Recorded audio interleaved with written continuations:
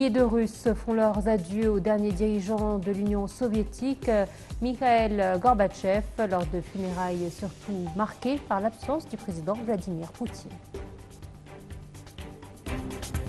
Et voici le journal en détail. Le président Abdel Fattah el-Sisi a tenu aujourd'hui une réunion avec le chef de l'autorité du canal de Suez, l'amiral Hossam al-Arabia, sur le mouvement et la navigation dans le canal au cours de l'année 2021-2022. Pour plus de détails, voici ce commentaire signé Randa Ahmed et Chiboussela. Le président Abdel Fattah el-Sisi a tenu samedi une réunion avec le chef de l'autorité du canal de Suez, l'amiral Hossam al-Arabia, sur le mouvement et la navigation dans le canal au cours de l'année 2021-2022. La réunion a porté sur les projets et les activités de l'autorité du canal de Suez. Le chef de l'autorité du canal de Suez, l'amiral Hossam al-Arabia, a affirmé que le nouveau canal et son développement constant ainsi que son efficacité ont renforcé la capacité du canal en tant qu'axe mondial pour le commerce et a contribué à soutenir l'économie nationale de l'État. Le canal a enregistré des taux sans précédent de revenus annuels d'environ 7 milliards de dollars et le taux le plus élevé de passage de navires ainsi que de cargaisons des plus lourds des milliards et 320 millions de tonnes. Selon l'amiral Rabia, le nouveau canal a réussi à accueillir la nouvelle génération de navires de conteneurs géants. Le chef de l'autorité a également présenté les axes de développement du secteur sud de l'itinéraire de navigation du canal, dans le cadre des efforts déployés pour augmenter l'efficacité des infrastructures du canal afin de multiplier et d'améliorer la navigation et le commerce international.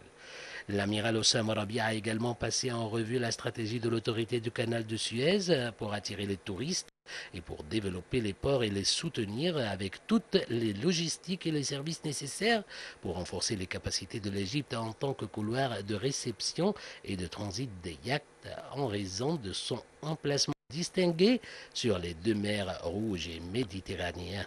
Il a également passé en revue les efforts de l'autorité afin de localiser la fabrication de bateaux de pêche.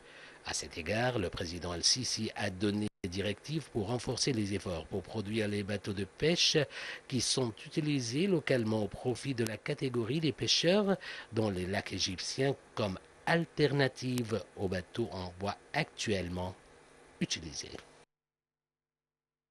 Le ministère de l'Intérieur a intensifié cette semaine ses campagnes de sécurité à travers la République dans le cadre de ses efforts pour lutter contre toutes sortes de crimes et contrecarrer les activités illégales et traquer les hors-la-loi qui menacent l'économie nationale du pays. Les opérations de sécurité ont visé cette semaine les crimes liés aux fonds publics, au trafic de drogue ainsi qu'au secteur de l'électricité, des antiquités et des impôts.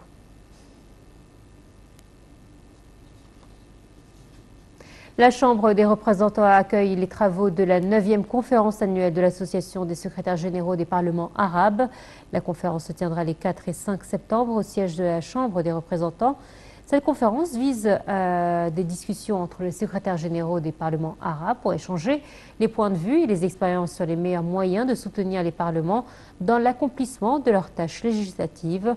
Un atelier se tiendra également en marge de cette conférence entre les secrétaires généraux sous le thème « Les pouvoirs du secrétaire général au secrétariat général des parlements arabes ».